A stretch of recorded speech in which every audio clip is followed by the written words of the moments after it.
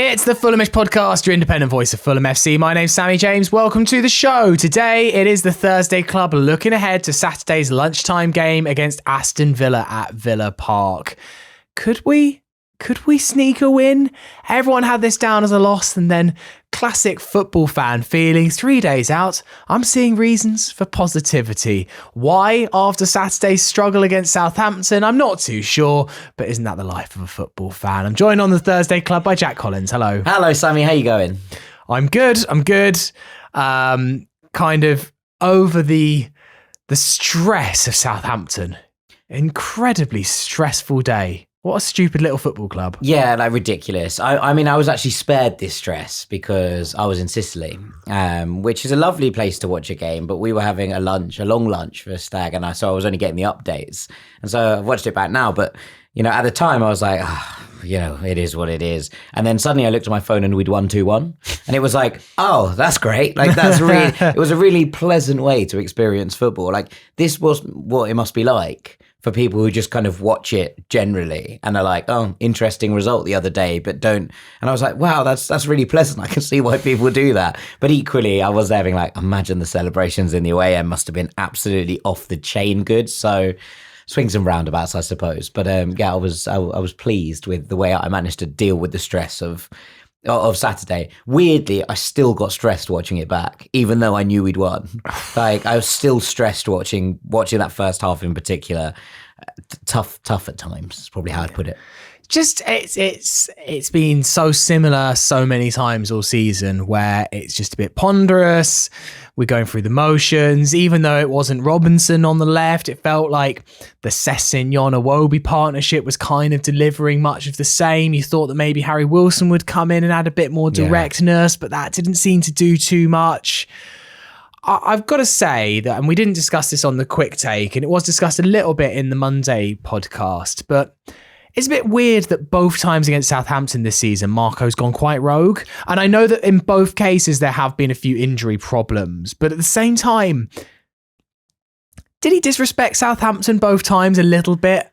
Maybe not. Disrespect's probably the wrong word. I think he's gone for the jugular in terms of trying to break down what was always going to be a low block, right? So I think the idea behind it is trying to make sure that one of your midfielders moves into those spaces so that you end up with 5-on-5 and then two players who can kind of jump onto the defensive midfielders so that you go man for man almost to try and find a way past them, kind of trusting in the idea that man for man Fulham are better than Southampton. So I think that in that kind of respect, it's not a disrespect. It's just this is the game plan. The problem with that game plan, and I've kind of been pondering this recently under the guise of why it doesn't work with Andreas really deeper in this team. Because on paper, one, for Flamengo, he did really well in a deeper role and kind of really thrived there. And two, like, his skill set shouldn't be inapplicable to playing a little bit deeper. What I think it does when you don't have a kind of out-and-out 10, when you're not looking for someone in front of the double pivot, is that it means that no one's 100% sure about what their role is. Yeah. And I think he struggles with that. Weirdly, Iwobi, when he comes in to play inside, doesn't struggle with that as much. He just does what he's going to do. Whereas I think Andreas might be an overthinker. He's like, oh, can I get forward now? But then he's also trying to do things that he does further up the pitch, lower down the pitch. And that ends up sometimes putting us in sticky situations. One of the things I love about him is that he tries stuff. But the fact that he is trying stuff then deeper in your own third is what leads to the free kick for the opening goal. He's messing about with the ball. Yeah. And if you're the 10 and you're kind of crossing the halfway line, you can kind of do that because one, there's two players behind you, and two, you're in, a more advanced segment of the pitch. And the fact that he does that there, and then he's like, oh, there's no one behind me. I've got to track. And then he commits the foul, which is soft, but it's probably a foul. We'd want it the other way. Is one of those where you're kind of looking at it and thinking, that's where the system, I think, falls down when he plays deeper. Because then whoever is playing in that other advanced role is also like, ooh, where am I playing? Am I supposed to be deeper? And I think it basically confuses the structure. Now, you have certain players who can work within this and certain players who are smart enough to be able to hold their positioning. I think when you get emotional players, sometimes that's where it falls down a little bit. And that's maybe where it got stuck a bit for Fulham in the first half. Yeah, it was just really tough to watch at times, and especially as soon as Southampton score, you're there going like. And the weird thing is, just kind of thought it might happen. We talked in the preview, didn't we? We said, "Oh, it's the Rusk is back." And look, you got to say, I mean, Rusk has been almost a comedy figure on this podcast all season. But I'm glad I'm not going to see him for a while. Let's put it that way. He does have Fulham's number. I mean, I saw the match of the day interview with him afterwards, and he obviously looks pretty gutted.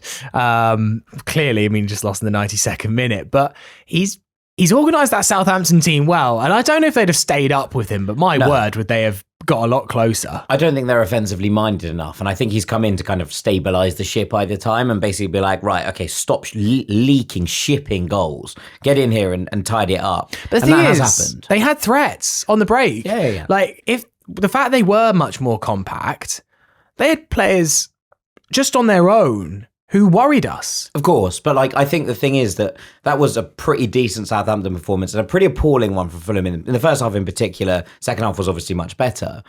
And we still, yes, skin of our teeth, we still came away with the win. And that's obviously that's the kind of level of you can be punished in the Premier League. But also they'll be like, hang on, we just played a team who are mid-table and we had a very good game at home defensively. And we still lost the game, even when they didn't think they played well. That's the kind of thing that relegates you. Yeah, I get that. But like, I thought Sulemana was dangerous. I thought that, I think it was Ross Stewart up front. He did like an okay... For his first game of this season, he's been out pretty much injured for the whole year. First game of the season, I thought he came in and did really well. He did an okay job. I thought that Walker-Peters, might come on to him later, did well. There was enough threat there to certainly be worried about all games. Thought Cameron Archer came on and looked lively. He obviously hit the post.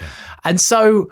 look, this isn't a Southampton pod and I don't really care, but like at the same time, you were there thinking if you'd have done that all season, I think you might have been on the edge of going down because ultimately there is a quality problem, but I think you'd be in the kind of late 20s mark. I think you might not be relegated already. I think you might be going into the final 4 games with a shot because there's a bit of quality there. And look, they're always going to struggle. Fulham struggled to break them down. I was very glad in the second half that we managed to turn it around. And fair play to Marco for that because the subs did work at half time. Thought Sasha Lukic came on.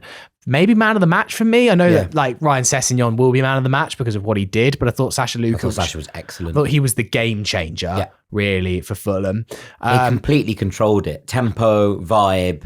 Like he sat there and he went, right, I am going to be the man that picks these passes. I'm deciding which flank we're attacking. I'm deciding which route we're going to go down in those kind of regards. And I thought that he did it very, very well. But there were ballsy changes as well, right, from Marco, because you take off your single pivot in midfield, and you don't change that back to the double, and you put in a player who, okay, you know, obviously Sasha and Sander do very different things, but you're putting a passer in there, you're putting a tempo controller rather than a player who's in there to kind of firefight and break up attacks.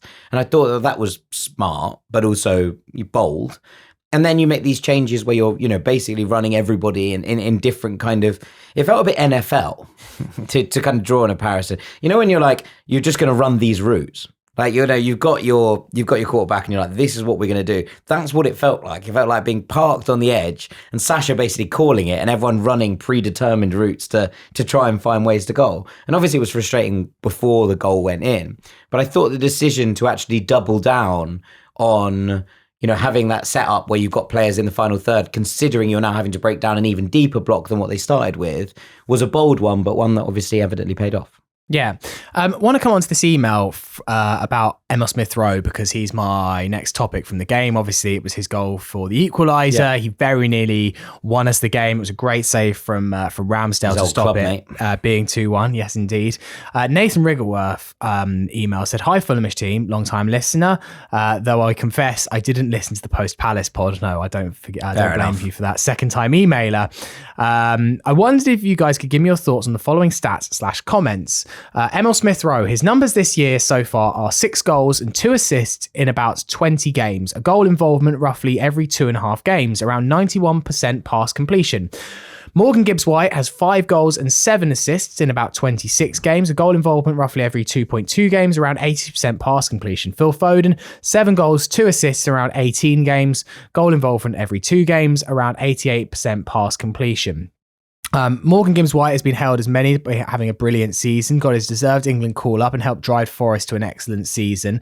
Phil Foden, not his best season, but still decent in a struggling City side that will probably finish top 5, rumoured to be 100 million plus. ESR bought for 27 million and helped Fulham's their second best ever Premier League season in his post-severe injury hit year in a while. Andreas, who I'm a big fan of too, has contributed 10 goal contributions over his past 2 seasons, averaging 1 goal contribution every 3 games, and he takes all of our set pieces. Nathan then says, my thoughts. Smith Rowe has had a very good first season overall. Let's back him. Still young and bag of potential. £27 million plus add-ons is a fair price for someone who has given the returns he has so far. ESR and Andreas offer Fulham different but valuable things in the 10. For a club our size, they're both great players to have. ESR has a higher pass completion rate than many. It could be that he's a bit risk averse, but also could be a little like Berg. He's instructed to look after the ball in more attacking positions and feed wide players as per our common attacking patterns. Cheers from Nathan. It's obviously a really great email, well researched. I do wonder though, on my first reflection, whether the numbers don't tell the full truth here. They definitely don't. I would like to start this by saying that these are all fair points. And also, I thought that when he came on at the weekend, he was a real difference maker. I thought that, obviously the goals of deflection, the first touch is exceptional, to bring that ball under his spell. And then he gets that confidence and he obviously has the shot away. But also, I thought his link-up play in those areas, and he started to drift into that left-hand side again, where Fulham were causing chaos. I thought he was really impactful in this game. And actually, I think he should have started. And I know it's easy to say that in hindsight, but I think that if you'd asked me that on Thursday, I would have been like, this is a game for him, because he's had this. Can we just talk about these goal contributions though quickly? Because his first goal is against Leicester, then he gets an assist against West Ham, then he scores a great goal against Newcastle, very important goal actually. Then he gets an assist against Everton, he scores the first one against Palace when they were diabolical. He scores against Leicester again at home, he scores against Forest, which is probably for me his most important goal and his most important contribution over the course of this season, over the course of that game, and then he scores against Southampton. So you would look at that and say, that is a player. If someone did this, and let's just say, I don't know, Alex Isak had scored 70% of his goals against teams either in the relegation, who have already been relegated, or at the bottom of the table, people would be like, he's stat padding. Like people would use the phrase stat padding. That is the actual technical term that people would use. Now, I'm not saying that's exactly what's happening here. I don't think he's not trying in other games, etc. Right? So, that's not my point. My point is that you have to weigh up the quality of those goal contributions against the teams that they are scored against in the same way. That's not to take away from the fact that it's a decent start in terms of numbers and one that can be built upon. And I don't want to be talking down on him after the performance he put in at the weekend off the bench, because I thought he was really impactful and really impressive. But I need to see it more in the games. You don't sign a marquee player to beat the 3 teams who are relegated. You sign a marquee player to stand up in the games, even if it's not the top 6, right? Okay, I can accept that. I can accept that Fulham playing a different way against the teams at the top of the table, and therefore a player who has a bit more guile, etc., might not be needed in quite the same way. But I think I need goals, assists, contributions, decent performances against teams around us. I think I need them to come against, your Brightons, your Brentfords, teams we're scrapping with in this European scrap, for me to turn around and be like, okay, they've been impactful goals. The Forest one, absolutely, hands down. The Newcastle one earlier in the season, I thought he was brilliant that day at home against Newcastle. I thought him and Iwobi ran the show down that left-hand side, especially in the first half. And you kind of come back to that and think that's what he can do when he's feeling it and when he's confident and fit and all of the above. And I expect next season there to be a step up. This isn't to say that we should bin him off, any of those things. I think with a full pre-season, I think that we will see a better version of Emil Smith-Rowe this year. But I also have watched him this season, and I'm not going to sit there and be like, okay, because he has a similar goal return per 90 to Morgan Gibbs-White, that is the same season they've both had, because Gibbs-White has been that impactful in games against senior opposition. Yeah, exactly. I think that was definitely my hunch too. When I saw it was talking about goal contributions, I did think, I don't know every stat about which games he got those goal contributions in, but there was definitely a front-loaded element to Smith Rowe's season where he had a good start and he felt like the shackles there were was off. that BBC article, do you remember, on BBC Sport, where basically like everything good about Fulham goes through Emil Smith Rowe. I was like, I don't think that's true, but like you could understand why that was the visual impact from outside, even if it wasn't necessarily what was happening from within the fan base. And then to compare that to now, where ultimately he is struggling to get a start in this team, is, you know, it's quite the fall off from even where he was perceived to be. Yeah, there was what I thought though was interesting about Smith Rowe was his interview after the game with Match of the Day. And he talked about it being a real family atmosphere at the club. He feels really included. He feels really bought into the project. I thought that was nice to hear, because you'd think maybe for a player that is struggling to get minutes, isn't always 100% appreciated by the fan base. I mean, Marco said this week that the players often look at social media and what fans are saying. And if Emil Smith Rowe's been doing that this season, then, you know, it won't have been pretty. And I'm sure some stuff will have fed through to him about his performances. So it was nice to see him being positive about his experience at the club and that he's still happy here. Because I'm fully bought into the camp that we are going to get a Sasha Lukic type step up from Emil Smith Rowe. Yeah. Sasha really took a year or so to find his way into the team, find his natural position, and then suddenly has become kind of the world beater that we know and love. Now, I think that can be Emil Smith Rowe next season. 100%. And I'm pretty confident that Marco will build the team around him if Marco is still here next year, because I think that is natural. He came in late. He's never been fit. He kind of was slightly just gliding through the first couple of months just on enthusiasm and maybe the shackles being off, and then really playing football again, right? Yeah, and then in the marathon of a season, I think ultimately he has limped over the line a little bit. Like, he's managed to find a last wind now. It was great, his performance against Southampton. Really hope he can build on that, but I'm not holding a huge amount of hope that he's going to really be the one that's going to fire us to Europe. I think he might be I think he's a good option off the bench.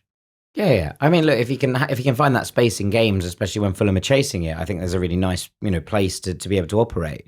And again, you know, I'm with you in that I don't want to set the expectation bar too high at this point. I want to be like, okay, let's get to the end of the season. You know, this has been, you know, a bit of a topsy-turvy campaign for you. There have been spells out, etc. Let's get a rest in, a full pre-season. Last year must have been incredibly difficult, not knowing who's coming, staying, going at Arsenal, the amount of teams that had offers in for him. There was rumours that Fulham were going to sign him, you know, at the start of June, and the deal didn't go through until 2 months later. So obviously that would have been unsettling to an extent, leaving a club you've been at for such a long period of time. All of those things play into this. And so I'm not holding out loads for the rest of the season. I hope to be pleasantly surprised. But next season, I think we're going to see variations on this. And I think we're going to see an Emil Smith Rowe who is able to up that output and show that quality that we know he has in a more regular and sustained fashion. Speaking of rumours, a couple in the Fulham space in the past week, both from the same source and both for quite similar profile of players, let's say, not necessarily in terms of actually how they play football, but in terms of the club they're potentially being bought from and the position. Both from Dharmesh Sheth, the Sky Sports journalist. The first one was Carl Walker-Peters. Jack and Joe actually discussed it on their show this week. And then on Wednesday, Ben Johnson from Ipswich, who obviously had a terrible weekend, getting a pretty stupid red card for Ipswich Town away at Newcastle. I can't help but think cynically that there's not much in these rumours. And we've had a long-term interest in Carl Walker-Peters, I would probably add, that this is not the first time we've had serious links with him. Or, sorry, this is not the first time we've been linked with him, and they were in a very much a serious capacity. And we decided, I think it was the summer we signed Timmy Castagna, you know, to go with one over the other, which is fair enough. So I wouldn't be surprised if Fulham are back in that conversation again, but I know what you're about to say, and I agree with it. Well, you just wonder, with Kenny Tete not having signed a contract yet, presumably negotiations are ongoing. It's hard to know, but it just feels a little bit suspicious that these links have suddenly come out. It is the kind of thing that football clubs do. Leak a story about a couple of players that you could buy in order not really like to try and put Kenny in a difficult position, more probably his agent, who's probably saying, my client should be getting an extra 10,000, should be getting a signing on bonus, should once in every year, whatever it is that Kenny wants that the club thinks, nah, I think we're going a bit far here. It does feel like it's a negotiation strategy. Surely. I'm not 100% sure. If we could sit here in July and be discussing the fact that we've signed Kyle Walker-Peters, and I'd be quite pleased with it. Like, I think he's a really good player. They had a good game for about 70 minutes at the weekend, dealing with a pretty aggressive Fulham left flank. And someone that can play on both sides as well. So it's something that it wouldn't surprise me if Fulham were to go and get that deal done. Equally, I think the fact that it's been leaked at this point of the season probably does speak to the fact that the club are pushing in their negotiations to try and get Kenny to stay. And that, in my opinion, would be the best move. Yeah. I just think that in the last 2 or 3 years, there hasn't really been a rumour that's come around in April, May. To be honest, pretty much every Fulham transfer in the last 2 or 3 years, if you look at it and look at when it's kind of become news, it's been about a week before. Smith Rowe. Actually, there was a bit of a saga with Smith Rowe, wasn't there? Yeah, but there's not been too many. Fulham managed to keep most of transfers under wraps. Obviously, I think Peter in the last few years has quite often broken the stories, but there are other journalists as well who break Fulham stories, and you kind of know, right? It's those moments in the summer where suddenly you just look at your phone and you're like, oh, we've signed someone called João Palhinha. Like it's that tends to be how it is, and Fulham do have a very good track record of keeping it under wraps. So I feel like it has to be taken with a massive pinch of salt. And I just seen a couple of comments already. Oh, classic no ambition Fulham going for relegated players. I'm just there going like, give it. Just give it a month. Give it some time until we're actually signing. If we're actually going out and just signing. If we signed Ben Johnson, I would be slightly disappointed by our ambition. If we signed Kyle Walker-Peters, I probably wouldn't. I think that they're two different classes of player. And I think that Walker-Peters at this point is just a very reliable defender who has had a good year. That's just reminded me. I had a real flashback there of writing a piece on Fulhamish. I think it's probably still up there somewhere, about 5 days before João Palhinha signed, because we were linked with Al Mazrati as well. Do you remember from Braga at that point? And basically doing like a stat graph comparison of the two players. It's just by a pool, at a hotel. I think it was in Rhodes.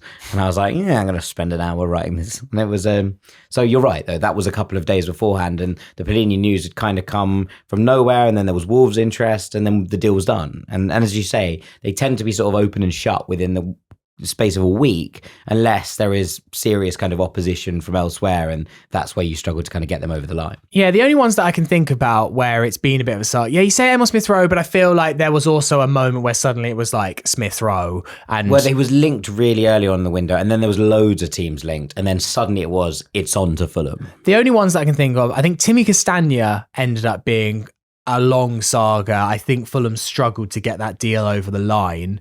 And Manor Solomon. Manor Solomon was in the news for months before it happened. There were circumstances. But I wonder if the whole Shakhtar Ukraine thing, basically it was impossible to keep a tight lid on it. And there was a lot of people kind of who had to know who were getting that story. Well, it was all the whole FIFA thing, right? On players not having to stay, etc. So there was always going to be leaks there. Final one, as I try and say that we shouldn't believe anything that we read. João Palhinha is definitely happening though, isn't it? Yeah, he's 100%. Coming back. Like, safe as houses, done deal. Yeah.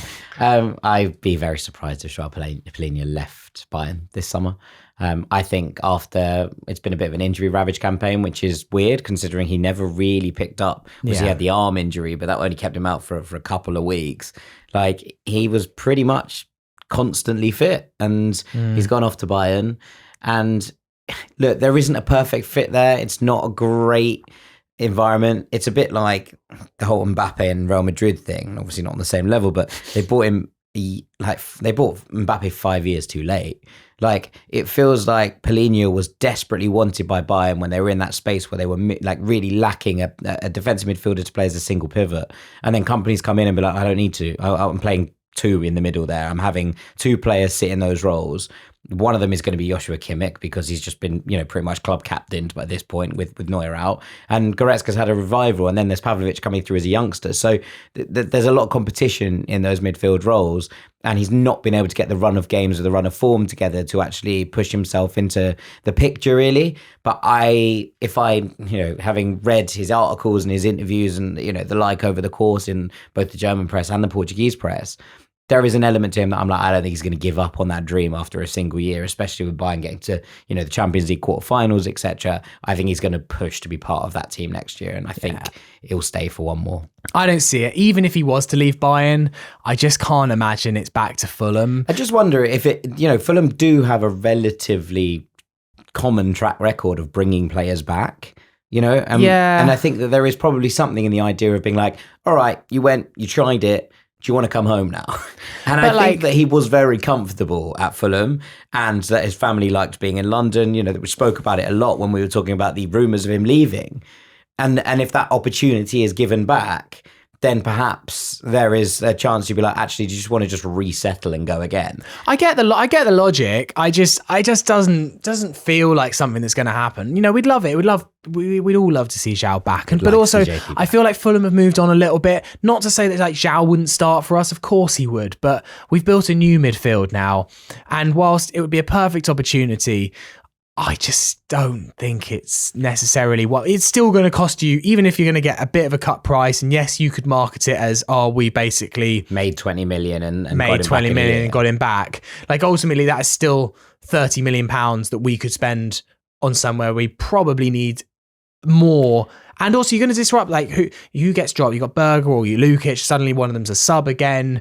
Yeah, I do think we need more midfielders in that area. Agreed. I think we're very, very short there. And actually, it depends who obviously sticks around and who goes in the summer. But I think we probably need 2 additions in there. Are you going to blow 30 million of the budget on bringing back JP? Probably not. Especially with very little resale value by this point. Yeah, I wonder if the club are, but there is also an element of, I think, nostalgia there that the club do quite like buying into. So it wouldn't shock me completely. Yeah. All right, we'll take a break there. Afterwards, we'll look ahead to Aston Villa on Saturday. Part 2 of the Fulhamish podcast. Sammy here with Jack Collins on the Thursday Club. Let's look ahead then to Villa at Villa Park. Really sad to not be going to this game because always... I love Villa Park. Yeah, it's a magic stadium, isn't it? It's always electric. The only thing that's always terrible about going to Villa Park is that we very rarely get a result there, and it's very difficult to get a result there. It's obviously... fixture difficulty rating very, very high. Is red on the Premier League list. Away at Villa Park, red, not comfortable. This is full hurricane in the yes, yeah. We're well up the Richter scale on this one. But Villa have had a weird week, right? They lost to City last Tuesday, a huge blow in their hopes of getting into the top 5. I kind of had Villa as a banker of getting into the Champions League, but actually you look at it now, I think I didn't expect Chelsea to hang on in there as well as they have done.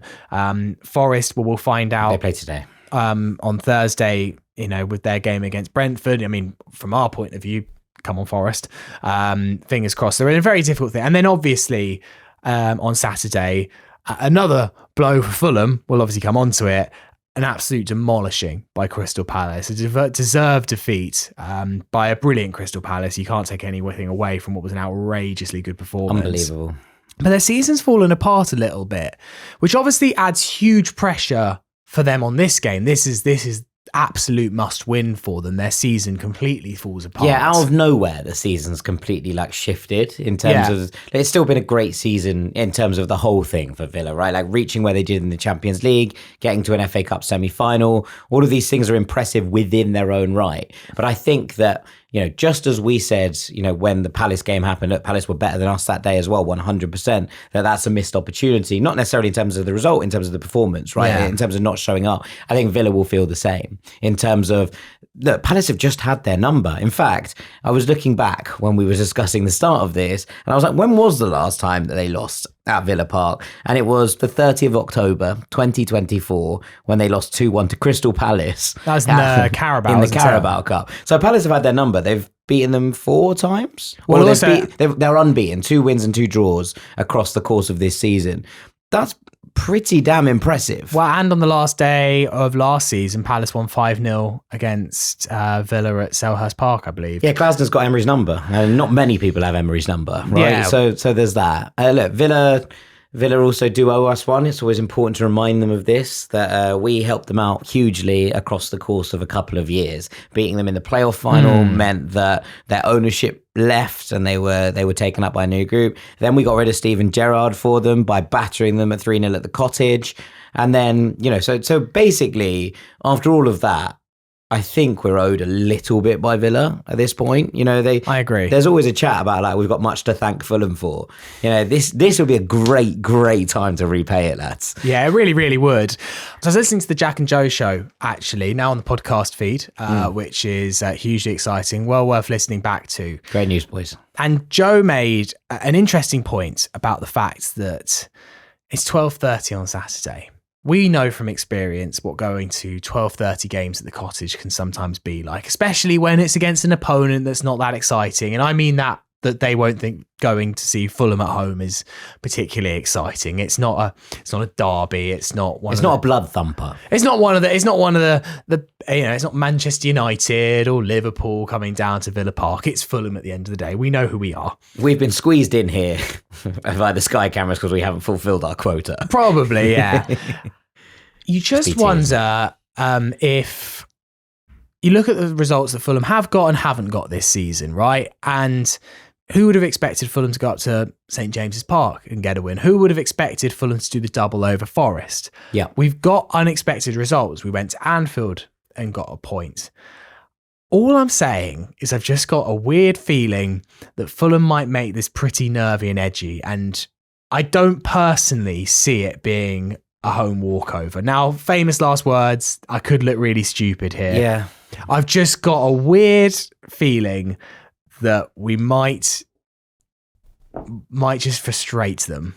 Yeah, I mean, that's fair enough. I mean, I struggle with the idea of winning at Villa Park, considering their record there, considering what's on the line now.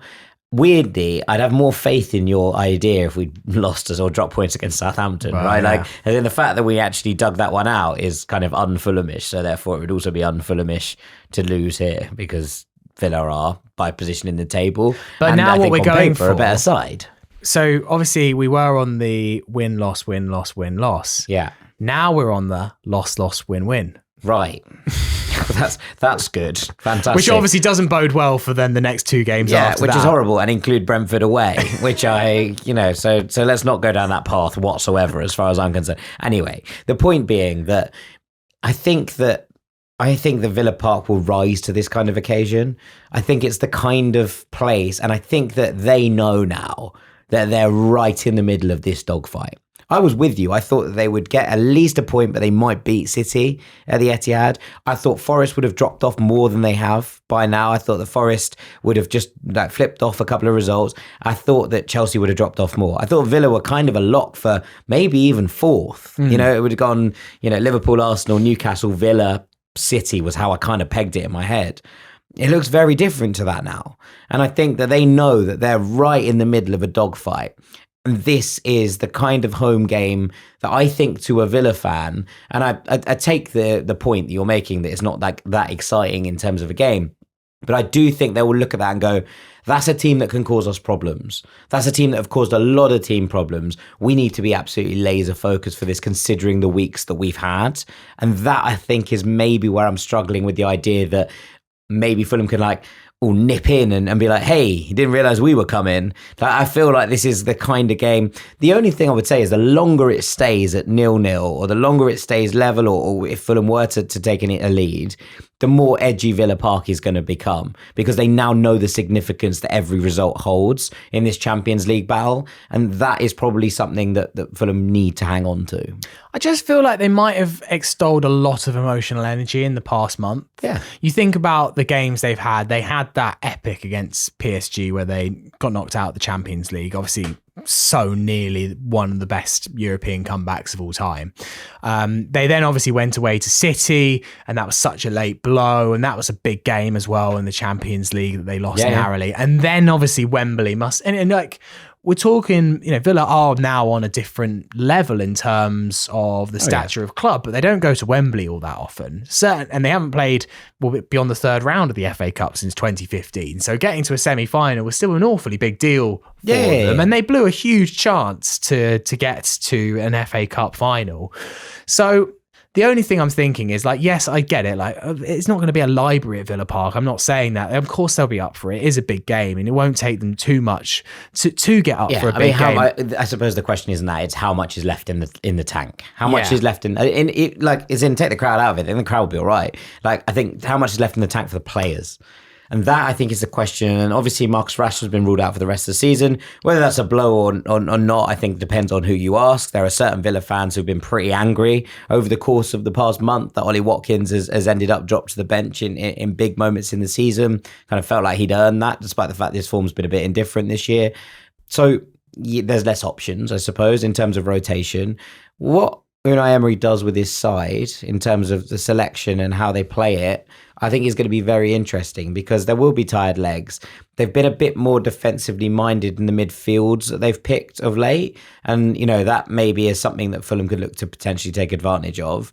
I do wonder exactly what this lineup looks like with certain key players just out in roles. But it's a kind of game I can imagine Marco Asensio starting and scoring a hat-trick in at the same time. Yeah, of course. Look, I'm not saying that it's guaranteed, and I've just got a weird feeling that Fulham might. It says here, Fulham will beat Sammy James. Fulham will beat Villa from Sammy James. So I'm going to say that you've made a prediction there, mate. I did go quite big in the office earlier about a little. What would I say? A theory Hunch. That I've had. Right. All I'm saying, okay, do you want me to do this? Yeah, I do, yeah. It's real tin hat. Well, is it tin hat again? I don't know. But is it the kind of thing that, like, the Arsenal Fan TV did the other day when they were like, every time a Pope has died, an English team has won the Champions League, so therefore we're guaranteed to beat PSG. I was like, no, it's okay, Chief. It's a little bit how Arsenal fans still thought there was a way they could win the league like a week ago. Right. If they won every game and Liverpool lost every game. Right. Which that kind of level of delusion. This is a little bit deluded, but hear me out, right? Let's have it. Okay, obviously we've got a problem in the fact that Crystal Palace have got to the FA Cup final, because suddenly 8th may just be nothing. Yeah. If they win the FA Cup. Villa are in 7th, 6 points ahead of Fulham. If Fulham can get a win this weekend, you're within 3 points of Villa. Our goal difference is actually better than Aston Villa's. Yeah, they've had a weird goal difference this season. Remarkably. So you're within 3 points. Villa haven't got the world's simplest games. I think they may be away to Bournemouth after this, which we need them to win. Well, yeah. Look, what I'm saying is, if the fortunate thing is that the FA Cup final is before the Brentford game, so we will know with 2 games to spare whether we need 7th or whether we need 8th. If you get a win at Villa, you might be able to know with 2 games to go what you need. Right. I just think if we can win this game, we are in such a good position either way. I actually think that both 7th and 8th can possibly be on. Okay, all right. That's not as tin pot as I thought you were going to go. Like, if you're saying that winning this game puts you within 3 points of the team above you, then obviously that's a reasonable thing to do. Like, I think it's going to be too hard. Like, to be honest, I've been here being very hopeful about 8th, but in my heart of hearts, I just still don't really believe it. And surely you'll believe it if we beat Villa. This is a massive weekend. I will believe it. Yeah, if we beat Villa, I'll believe it, because I think that there are certain games. But then obviously we'll just lose at home to Everton, and it will all go up the spout again. But there is a level that I kind of think that Fulham need a big result. I think you're right, and I think in my head the big result was going to be you need to go to Brentford and win. But you're right. If Fulham go and win at Villa Park, then I think suddenly you're looking at it and thinking, okay, this really could be on. But then also, what happened? Bournemouth will go and beat Arsenal or something, and we'll be like, we're back where we started in terms of how many points you need and all of that. So I don't know, but if Fulham beat Villa this weekend, I will believe that Europe is on, yeah. Okay, well, there we go. And yeah, imagine where it is getting a little bit stupid is if Palace did win the FA Cup and suddenly you're in a situation where you need to finish 7th, then maybe if also by beating Villa, if that means that City are in the Champions League and guaranteed, and then haven't got too much to play for on the final day, then maybe Fulham. Maybe Pep will just play all the kids who haven't got a run out. Yeah, maybe, mate. Maybe. Who knows? Obviously, yeah, the Palace getting to the FA Cup final thing is a little bit grating, but another thing that they were brilliant and they deserve to be there, right? Like it's as simple as that. Like if they'd not won grating because I like of any kind of weird like hatred for Palace. I know it's annoying from a kind of 8th perspective, but like if Palace had like somehow managed to like fudge that game, right? And like Villa had been the better side for 90 minutes and they'd won 1-0 with a scrappy goal from McCord. Like, I mean, look, they all count wins, right? But I'd be a bit like, ugh. But they were so good. Yeah. I can't sit here and be anything but, full of praise for the way they performed. Glaston's a great cup manager. Well, Fulham team then. Obviously, we've got quite a few unknowns really in terms of injuries. You'd imagine that the back four picks itself if Robinson is fit. If it's what, we knew that Robinson had the problem meant that he missed the international break. You wonder if it's obviously causing him some discomfort and the medical team are thinking, well, if we can get another fortnight break for him, it might just keep him going to the end of the season, is my hunch with the Robinson injury. So I guess that's a TBC, right? Obviously, you're going to play Berger and Lukic. Surely the double pivot. I'd play Castagna at left back not that Sess didn't do brilliantly, but I think we're playing a more defensively minded game in this one. I think Sess did brilliantly in this game because he basically played left wing. Yes. Right, like against Southampton. He just marauded forward and obviously gets in the box.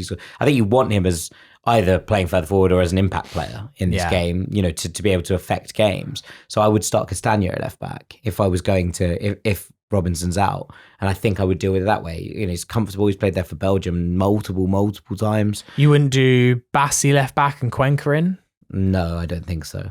I don't think so. Because you want to maintain Bassi. I think you want Bassi in the middle because, especially if it's now going to be Ollie Watkins running those channels, you want someone who has the speed to keep up with him. So I would keep Bassi in the middle, ideally. I think. Okay, so then Lukic and Berger back because you need a double pivot. On the left, Iwobi. Yeah. Middle, Pereira. Yeah, I think so. Not that he probably deserved it in terms of performance after the last one, and I think you probably argue that Smith Rowe probably did. But I think this is going to be a bit of an attritional battle in the midfield, and I think I want Andreas' running in there, especially if Raul is leading the line, which I assume he's going to be with Mooney's out for the foreseeable future. I don't think, there's a picture that was shared, I think it was on Alex Iwobi's Snapchat. Where he's in a boot.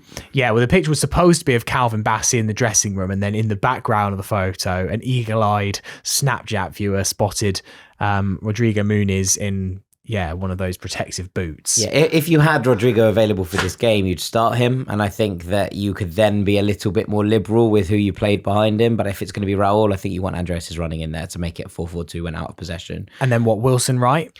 Yeah, I suppose so. Maybe Adama. A little bit of old club syndrome, maybe a point to prove. To be honest, I didn't think that Harry was great. So actually, maybe I'd go back to Sess on the right. Yeah. Like I didn't think that Wilson was particularly impactful. I don't want to put too much pressure on him either, coming back from an injury, coming back from a long period out. I'm not expecting him to turn around miracles straight away, but equally I would also be a little bit careful with how much I'm utilising him in different areas. So I might go with Sess on the right on this one. Well, I think look, just from vibes and everything else, like I feel like Sess has to just keep on playing. Right? Yeah, at the moment I think he has to be in the team. He's got the magic touch, right? It was his winner. I mean, he'll be flying high on confidence. I think Marco, and he was very good in the game against Southampton, I thought. Yeah, so we'll see. Look, I agree with you though. I think if Robinson is injured, for what it's worth, I think he'll be back. I think Castagna as well at left back. I think, I still watched Robinson a little bit at left back on Saturday, and whilst he did fine, I was always a little bit like, just because I just don't naturally think he's the world's greatest defender. He just about got away with it, but I think you try and do that against Aston Villa, I think you get found out. I think you're probably right. Probably quite badly. Let's do some emails. I quite like this one from Darren David Hurren, sorry. Hello, Fulhamish. Long-time listener, first-time emailer. Listening to the pod over recent weeks, there's been a lot of chat about our lack of goals from central midfield. I can't believe that you all seem to have overlooked Marco's attempts to bring in McTominay over the summer. Do you think he would have been a better buy than Berger, or that all three with Lukic would have been the answer? It seems to me we have short memories and that Marco does indeed know what he's doing. McTominay certainly seems to be doing the role we are crying out for at Napoli. And should we add him to the list of ones that got away, such as Hudson-Odoi and Clivert? Should we be looking for this kind of midfielder rather than a striker this summer? Best from David. I mean, it is interesting. The outcry at the idea of Fulham signing Scott McTominay. Admittedly, of course, it was as a João Palhinha replacement. This is my thing, right? Like, as in, I think you could run the tape from when we were linked with him. And I think I remember saying, I am absolutely fine, okay with Fulham signing Scott McTominay. I am not okay with Fulham signing Scott McTominay as a 6. And having watched a lot of him at Napoli this year, he's basically playing as a second striker. Right, like he is effectively not, I think, further forward than you or I would call a 10. He's effectively playing off Romelu Lukaku and being in the box with these chances. Do Fulham lack a bit of that? Yeah, but also in a different way in the build-up, etc., that Fulham operate in. You know, obviously these are very different sides, but like, actually, when you watch his positioning, he is very much the kind of most attacking midfielder, kind of playing as a shadow striker, you know, off. And look, Lukaku's assists have gone through the roof. It's not his goal tally that's gone through the roof. McTominay has shown time and time again that when you give him late runs into the box, when he becomes that third man runner for Scotland, now for Napoli, he is able to make a difference in those areas. He's an unbelievable aerial threat, and he's good when he's in those areas in terms of keeping his head and opening up opportunities. But Fulham were talking about signing him as a Palhinha replacement. And if the option was Sander Berger or Scott McTominay to play in that role, I would still be signing Sander Berger. Like, that doesn't change. If it was to sign both and to play Scott McTominay further forward, fine, absolutely no bother whatsoever. But it doesn't, the fact he's having a wonderful season for Napoli in that role doesn't change the fact he would have been a terrible player to play in the 6. The reason that Man United undervalued him and didn't, you know, it didn't work out there at his home club was that they played him, they misprofiled him constantly as someone who played too deep. Now, maybe Marco was like, yeah, we're going to use the money and we're actually going to push him forward and we've got other ideas to come in behind. But we didn't sign anyone else after we signed Sander Berger, so that kind of changes that idea for me. Maybe you sign him instead of Emil Smith-Rowe, but you don't sign the two of them alongside each other, otherwise we'd have even more 10s. I think you'd have asked a lot of people last summer, who would you rather sign, Emil Smith-Rowe or Scott McTominay? And I bet a lot of people, for a 10, I think a lot of people would have gone for Emil Smith-Rowe. Yeah. And probably now with what he's done at Napoli, maybe mistakenly. I think but also he plays in a very specific role that's playing to his strengths in these areas constantly. And again, maybe Fulham do this. Maybe Fulham completely play in a different way in order to make the most of what he does. But just because a player is a good player in a certain system, and he's been absolutely sensational, McTominay, like, I'm not trying to take anything away from him, doesn't mean that they fit in other systems in the same way. You know, Fulham don't really play with a last man runner coming in from the top of the midfield. Now, maybe that's profiling, right? And maybe that's not what Marco Silva wants, or maybe that is what Marco Silva wants, and actually Fulham just haven't assigned the players for him to do it. But just because he's been so brilliant in that role at Napoli doesn't suddenly mean he would have been exceptional at Fulham as a 6. Yeah. I think it's important to distinguish. Yeah. This one from Richard Hurst. Hi team, given Marco's reputation as a good man manager, I feel he hasn't handled Jimenez well over the last few weeks. After his individual and collective success with Mexico, Jimenez must have come back with his confidence sky high, and yet Marco didn't start him for several matches afterwards. Jimenez doesn't seem to have had the same spark since, and was suffering for that, given he's now our only striker other than Sess at the moment. It seems particularly odd given the panel's oft-stated view that Jimenez is a much better starter than impact substitute and Moon is the reverse. What do you think? From Richard. I mean, I think it's a good point. I mean, I think I think a lot of people thought that Jimenez should have started against Palace. I only think that in hindsight, because I definitely wanted, I think, Mooney's up top against Palace, but I'm pretty sure I advocated for Mooney's for Raul to start that game. Yeah, we all did. I mean, for one thing, I must say, why are we not putting him on hit free kicks? There was another free kick on Saturday.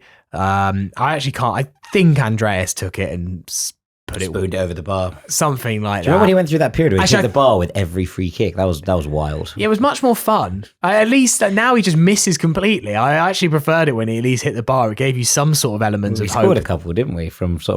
We scored at Brentford away from one that bounced off the bar, and we bundled home the rebound. Manor Solomon scored the rebound, didn't he? I do think that Jimenez on Saturday looked like he lacked confidence. I think he just might be shot. Like, I don't think he was expecting to play this many minutes in this short period of time. And the fact that, and maybe that speaks to the fact that it was right to rest him at times, because maybe he just was like, I can't keep up with this. But now he is the only striking option. He's got to force his way through to the end of the season. I just hope it doesn't end up in an injury for him. Obviously, Carlos Vinicius came on again off the bench, but I don't think any of us really want to be turning to him on a regular basis at this point. It was a meme. He's just running about. He's just running about. Like, I mean, he's doing what he's been asked to do, which is leg it around and cause chaos. But he won a foul on Saturday, which was as much as he did. I mean, genuinely speaking, if Jimenez had to come off, we're talking, I mean, he joked there that Sess is our only other striker. I'd probably play Adama through the middle. It might have worked in the first half against Southampton when we just, pointlessly pinged balls over the top for Raul to chase for half an hour.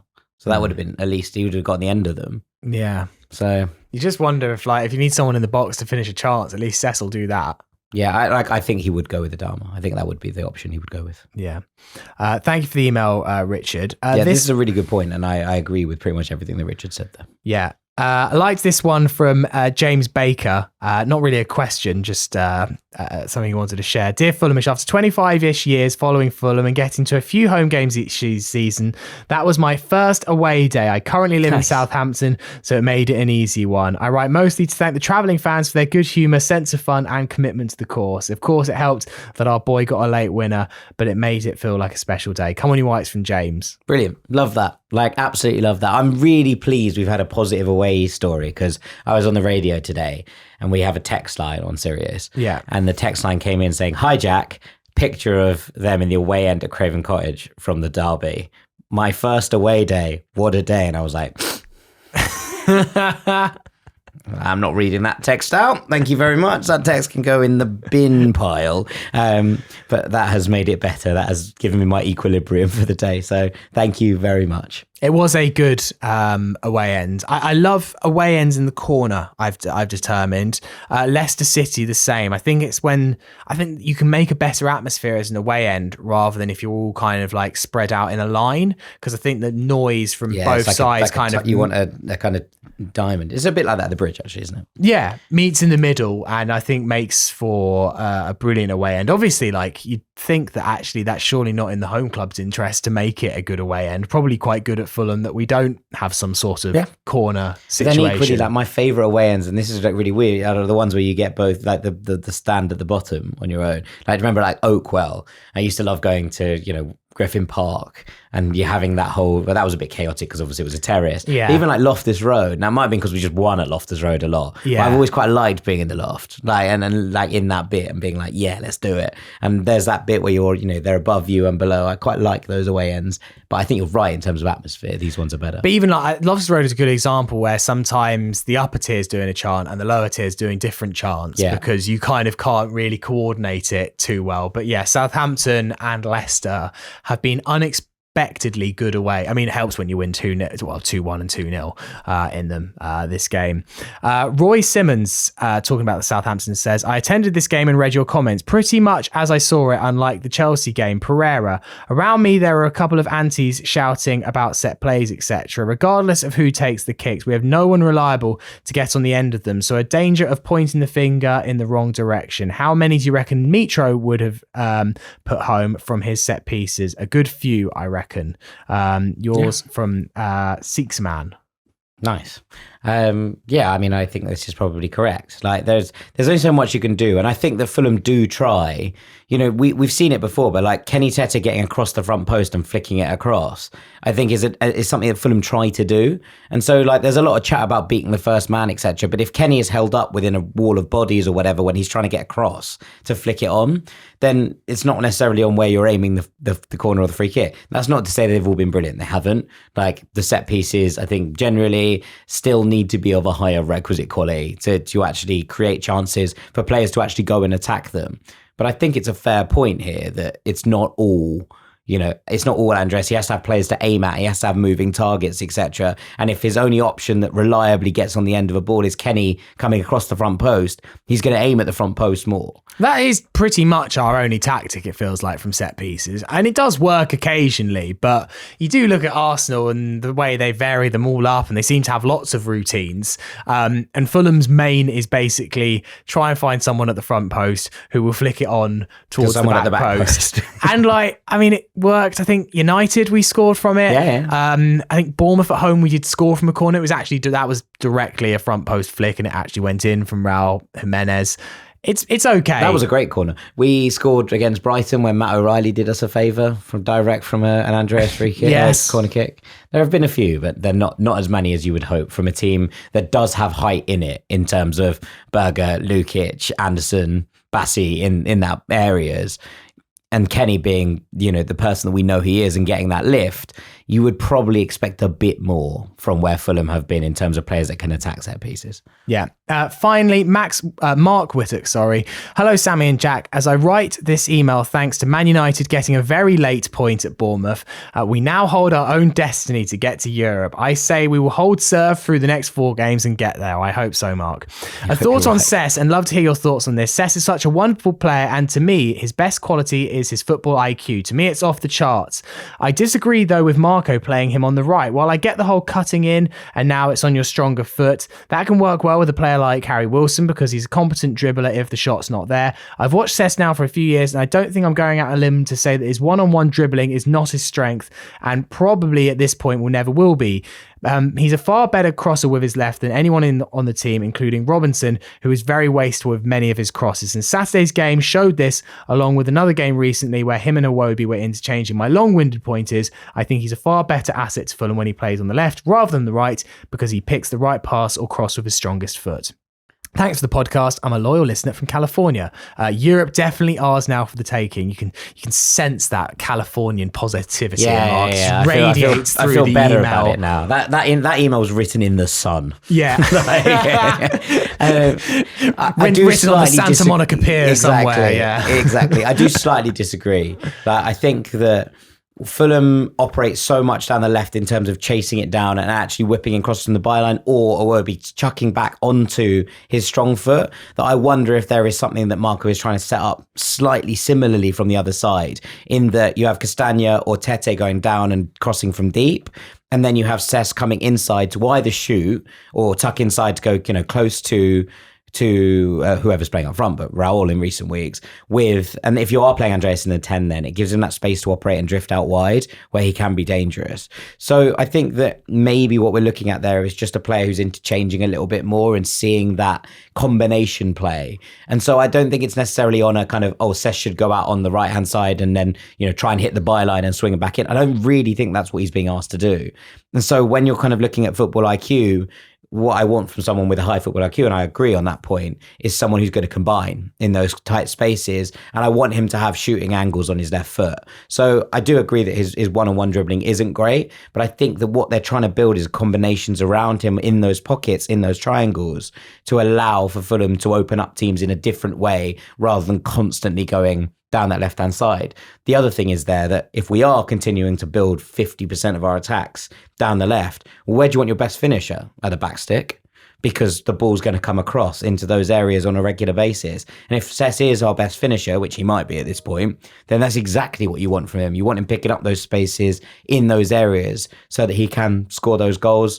And, we saw it again at the weekend. Yeah. All right. Well, we'll leave it there for today's podcast. And yeah, thank you very much, Jack. Thank you, Sammy. Always a pleasure. We'll be back with the podcast. It'll be out on Monday, looking back at everything that happens in the Aston Villa game. And then we'll be back this time next week, looking ahead to Everton. Jack, have a wonderful weekend. And you, Sammy. I hope you enjoy yourself. Thank you very much. If you're going to Villa, safe travels. A bit of an early start. We've sold out the allocation. Great so, stuff. it sounds like it should be a good one at Villa Park. Always a great place to go. Brilliant away day. So, enjoy yourself if you're heading to Villa Park. If you're watching on the box, enjoy as well. Hopefully, my mad theory can Seventh is on. Can start coming right. Is on. You can give me, if my theory comes off and we finish 7th, you can give me some money. I will give you props. All right. Can't wait for the props. Have a great weekend. Come on, you Whites. You Whites.